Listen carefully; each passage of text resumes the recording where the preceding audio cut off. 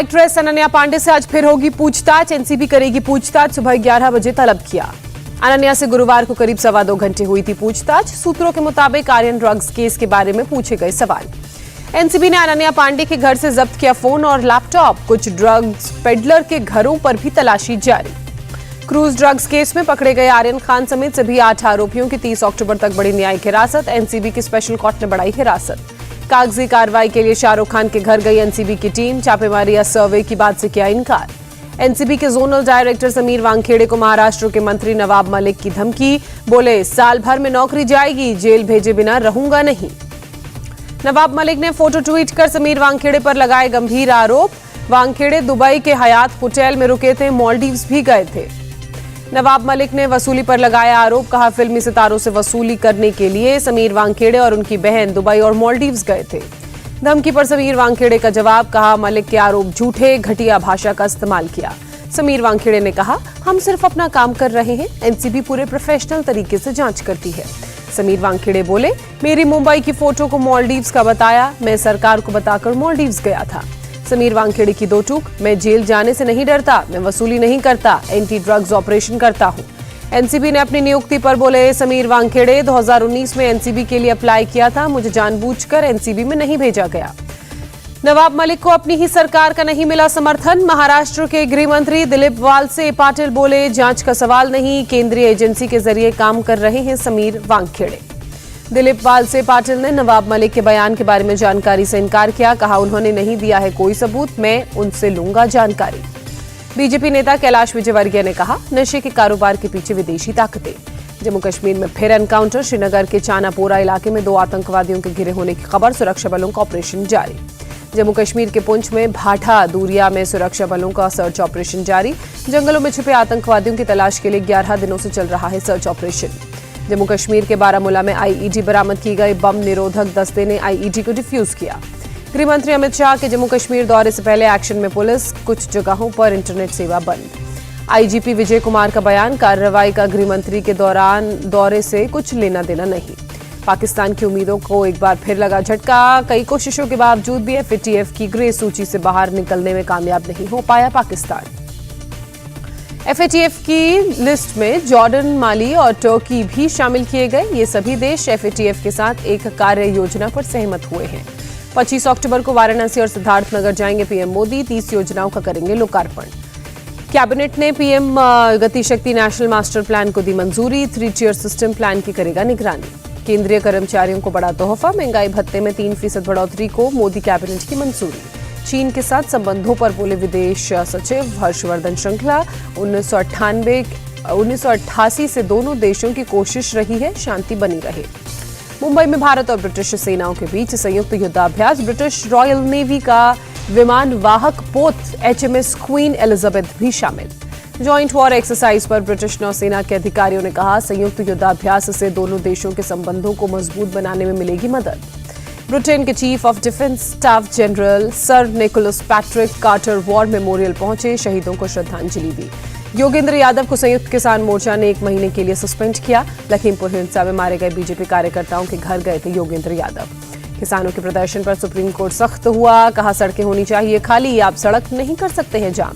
Supreme court के justice SK. Kaul ने कहा, किसानों को प्रदर्शन का अधिकार, पर अनिश्चित काल तक नहीं कर सकते हैं सड़क पर प्रदर्शन या उसे रोक सकते हैं। सुप्रीम कोर्ट की सख्ती के बाद झुके किसान नेता राकेश टिकैत। गाजीपुर बॉर्डर पर फ्लाईओवर के नीचे का रास्ता खोला। सिंघू बॉर्डर पर लिंचिंग केस में एक और वीडियो में जांच में जुटी हरियाणा एसआईटी। मरने से पहले लखबीर सिंह वीडियो में कई दावे करता दिखा। सिंघू बॉर्डर पर किसान आंदोलन के दौरान एक शख्स की पिटाई। जख्मी हालत में कराया भर्ती। लोगों ने आरोपी को पुलिस के हवाले किया। यूपी के सीएम योगी की सुरक्षा में बड़ी चूक। बस्ती में सीएम के पहुंचने से 45 मिनट पहले ऑडिटोरियम में लाइसेंसी रिवॉल्वर लेकर घुसा युवक। बस्ती के एसपी ने लापरवाही बरतने के आरोप में गेट पर तैनात 4 पुलिसकर्मियों को सस्पेंड किया। विभागीय कार्रवाई के लिए पत्र लिखा। आरएसएस प्रमुख मोहन भागवत ने अयोध्या में श्रीराम जन्मभूमि वो पहुंचे। मंदिर निर्माण का जायजा लिया। पंजाब में कांग्रेस और कैप्टन की सियासी जंग तेज हुई। प्रदेश कांग्रेस अध्यक्ष नवजोत सिंह सिद्धू ने ट्वीट कर कैप्टन अमरिंदर को तीनों कृषि कानूनों का शिल्पकार बताया। कैप्टन अमरिंदर सिंह ने कांग्रेस पर अवसरवाद की राजनीति का आरोप लगाया। कहा, बीजेपी में 14 साल रहने के बाद भी सिद्धू को कांग्रेस में शामिल किया गया। कैप्टन अमरिंदर सिंह ने कहा, सिद्धू सिर्फ खुद के प्रति वफादार हैं, कांग्रेस ने मुझ पर भरोसा न करके खुद को नुकसान पहुंचाया। दिल्ली में आज राहुल गांधी से मिलेंगे गुजरात के कांग्रेस नेता, प्रदेश अध्यक्ष के चयन से पहले करेंगे बातचीत। तेल की बड़ी कीमतों पर राहुल गांधी ने मोदी सरकार पर साधा निशाना, कहा सरकार जानती है और जनता के साथ घिनौना मजाक कर रही है। उत्तर प्रदेश सरकार के मंत्री उपेंद्र तिवारी का बयान, 95% लोगों को तेल की जरूरत नहीं, सिर्फ अमीर लोग 4 व्हीलर्स पर चलते हैं। उपेंद्र तिवारी की अजीबोगरीब दलील, लोगों को वैक्सीन फ्री लगी, इसकी तुलना प्रति व्यक्ति आय से करेंगे तो तेल की कीमत सबसे कम है। गोवा चुनाव से पहले पार्टी को मजबूत करने में जुटी ममता बनर्जी 28 अक्टूबर को जाएंगी गोवा। भारत ने 100 करोड़ वैक्सीन डोज का आंकड़ा पार कर इतिहास रचा। गुरुवार रात 8:40 तक 76 लाख लोगों को लगाई गई कोरोना की वैक्सीन। 16 जनवरी से वैक्सीनेशन अभियान की हुई थी शुरुआत। 279 दिनों में 100 करोड़ डोज का आंकड़ा हुआ पार। वैक्सीनेशन में 12 करोड़ 32 लाख वैक्सीन डोज लगाकर उत्तर प्रदेश नंबर 1, महाराष्ट्र 9 करोड़ 39 लाख से ज्यादा डोज लगाकर दूसरे नंबर पर काबिज। 100 करोड़ वैक्सीन का रिकॉर्ड बनने पर पीएम मोदी ने डॉक्टर्स और स्वास्थ्य कर्मियों के प्रति जताया आभार। 130 करोड़ लोगों की सामूहिक भावना को दिया सफलता का श्रेय। पीएम मोदी ने कहा, 100 साल में आई सबसे बड़ी महामारी से निपटने के लिए हमारे पास 100 करोड़ सुरक्षा कवच। ये उपलब्धि देश और देश के हर नागरिक की है। दिल्ली में एम्स में मनाया गया 100 करोड़ वैक्सीनेशन के रिकॉर्ड बनने का जश्न। स्वास्थ्य कर्मियों ने तिरंगे के साथ पूरे कैंपस का चक्कर लगाया। एम्स रेजिडेंट डॉक्टर्स एसोसिएशन ने किया कार्यक्रम का आयोजन। डॉक्टर्स और स्वास्थ्य कर्मियों ने रंगारंग कार्यक्रम भी प्रस्तुत किया। जमकर झूमते नाचते नजर आए स्वास्थ्य कर्मी। 100 करोड़ का आंकड़ा पार होने के बाद वॉर रूम पहुंचे स्वास्थ्य मंत्री मनसुख मांडविया, कर्मचारियों का मुंह मीठा कराया। रिकॉर्ड वैक्सीनेशन को राष्ट्रपति रामनाथ कोविंद ने आत्मनिर्भर भारत का नया उदाहरण करार दिया, कहा देश ने इतिहास रचा। बीजेपी अध्यक्ष जेपी नड्डा ने रिकॉर्ड वैक्सीनेशन को स्वास्थ्य क्षेत्र की अभूतपूर्व उपलब्धि करार दिया। केंद्रीय मंत्री अनुराग ठाकुर ने कहा, दुनिया को दिखाया बड़े से बड़ा लक्ष्य प्राप्त कर सकता है भारत। कांग्रेस नेता शशि थरूर ने 100 करोड़ वैक्सीनेशन के रिकॉर्ड का क्रेडिट सरकार को दिया, कहा रिकॉर्ड पिछली विफलताओं की जवाबदेही है। शशि थरूर के ट्वीट पर भड़के कांग्रेस नेता पवन खेड़ा, कहा रिकॉर्ड वैक्सीनेशन का क्रेडिट सरकार को देना कोरोना से प्रभावित लोगों का अपमान।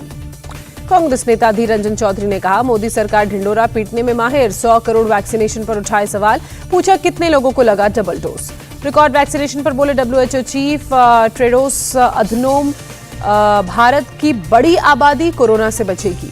नीति आयोग के उपाध्यक्ष राजीव कुमार ने जताई उम्मीद, दिसंबर के अंत तक देश की पूरी आबादी होगी वैक्सीनेटेड। इंडियन मेडिकल एसोसिएशन ने पीएम मोदी को सैल्यूट किया, 100 करोड़ टीकाकरण को सराहा। केंद्रीय मंत्री गिरिराज सिंह ने 100 करोड़ वैक्सीनेशन का जश्न मनाया, पटना में केक कटिंग में शामिल हुए। रिकॉर्ड वैक्सीनेशन पर आर्कियोलॉजिकल सर्वे ऑफ इंडिया की बड़ी पहल, 100 स्मारकों को तिरंगे की रोशनी से सजाया गया। 100 करोड़ वैक्सीनेशन का जश्न मनाने के लिए दिल्ली में तिरंगे के रंगों की रोशनी से सराबोर हुई ऐतिहासिक इमारतें, फ्रंटलाइन वर्कर्स को ASI का ट्रिब्यूट। तिरंगे के रंगों की रोशनी में नहाई हैदराबाद की चार मीनार, दीदार के लिए लोगों का लगा मेला। पुणे का शनिवार वाड़ा भी तिरंगे की रोशनी से सजा, फ्रंटलाइन वर्कर्स, हेल्थ प्रोफेशनल्स को देश का ट्रिब्यूट। श्रीनगर का शंकराचार्य मंदिर तिरंगे की रोशनी से हुआ सराबोर, स्वास्थ्य कर्मियों को 100 करोड़ वैक्सीनेशन पर देशवासियों का ट्रिब्यूट। हैदराबाद का गोलकोंडा फोर्ट तिरंगे की रोशनी से जगमगाया, देर रात तक लोगों ने दीदार किए। अहमदाबाद में वैक्सीनेशन की कामयाबी पर लोगों ने मोमबत्ती जलाकर बनाया भारत का नक्शा, भारत माता की जय, वंदे मातरम के नारे लगाए। 100 करोड़ टीकाकरण के लक्ष्य को पूरा करने पर दिल्ली मेट्रो का संदेश, लक्ष्य विशाल, उपलब्धि बेमिसाल। 100 करोड़ वैक्सीनेशन के जश्न में शामिल हुआ स्पाइस जेट, स्वास्थ्य मंत्री और स्पाइस जेट के CMD ने दिखाई विक्ट्री सिंबल।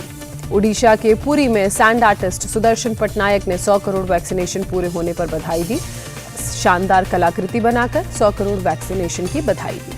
देश में कोरोना के 15,724 नए मामले, 232 मरीजों ने जान गंवाई। केरल में कोरोना के 8,733 नए मामले, 24 घंटे में 118 लोगों की मौत। महाराष्ट्र में बीते 24 घंटे में कोरोना से 1,573 लोग संक्रमित, 39 लोगों की मौत। मॉस्को में 28 अक्टूबर से 11 दिन के लिए बंद होंगे स्कूल, रेस्टोरेंट, थिएटर, कोरोना के बढ़ते मामलों की वजह से फैसला। पुणे में बदमाशों ने बैंक से गन पॉइंट पर कैश और सोना लूटा, वारदात CCTV में कैद। तमिलनाडु के कोयम्बटूर में करोड़ों के नकली नोटों के साथ 6 लोग गिरफ्तार, फेक नोट प्रिंटर भी बरामद किया गया। उत्तराखंड में बारिश और बाढ़ से मरने वालों की संख्या हुई 65, कपकोट में 5 और सैलानियों के शव बरामद किए गए। उत्तराखंड में बारिश की वजह से 7,000 करोड़ के नुकसान का अनुमान राज्य सरकार ने दावा किया। गृह मंत्री अमित शाह ने उत्तराखंड में बारिश और लैंडस्लाइड से हुए नुकसान का सर्वे किया। उत्तराखंड के रुद्रपुर में आपदा की चपेट में आए लोग परेशान, पानी में बहा घर का सामान, लोगों को प्रशासन से उम्मीद मदद की अपील की। रुद्रपुर में एनडीआरएफ का रेस्क्यू ऑपरेशन अभी भी जारी, 700 से ज्यादा लोगों को सुरक्षित स्थानों पर पहुंचाया गया।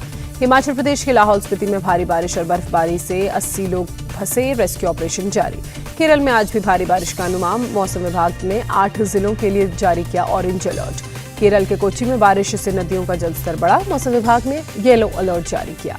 पाकिस्तान के विदेश मंत्री शाह महमूद कुरैशी और आईएसआई चीफ पहुंचे काबुल, तालिबान के नेताओं से की मुलाकात।